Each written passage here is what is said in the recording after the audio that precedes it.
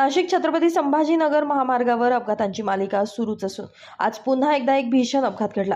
मद्यधुंद अवस्थेतील कंटेनर चालकानं नियंत्रण गमावून 2 वाहनांना जोरदार धडक दिल्यानं तिघे जण जखमी झाले असून त्यापैकी एकाची प्रकृती चिंताजनक आहे। ही घटना दुपारी 2:03 सुमारास हॉटेल वेदांत जवळ घडली आहे। विंचूरकडून नाशिकच्या दिशेने जाणारी स्कॉर्पिओ कार आणि मोटारसायकल या मार्गावरून जात असताना समोरून भरधाव येणाऱ्या कंटेनरनं अचानक नियंत्रण गमावून दोन्ही वाहनांना जोरदार धडक दिली।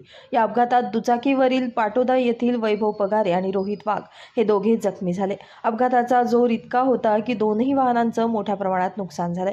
घटनेनंतर स्थानिक नागरिकांनी मदतकार्य राबवत तात्काळ जखमींना विंचूर येथील रुग्णालयात दाखल केले। त्यानंतर वैभव पगारे आणि रोहित वाघ यांना पुढील उपचारासाठी नाशिक येथे हलवण्यात आले। जखमींपैकी एका व्यक्तीची प्रकृती गंभीर असल्याची माहिती मिळते। अपघातामुळे काही काळ महामार्गावरील वाहतूक विस्कळीत झाली होती। संबंधित कंटेनर चालक मद्यधुंद अवस्थेत असल्याचा प्राथमिक अंदाज व्यक्त केला जातोय। पोलिसांनी घटनास्थळी दाखल होऊन पुढील तपास सुरू केलाय। महामार्गावरील सुरू असलेली कामं, बेजबाबदार वाहन चालक आणि वाहतूक नियमांचं उल्लंघन यामुळे अपघातांची संख्या वाढत असल्यानं नागरिकांमध्ये संताप व्यक्त केला जातोय। प्रशासनानं तातडीनं कठोर उपाययोजना कराव्यात अशी मागणी आता जोर धरते आहे।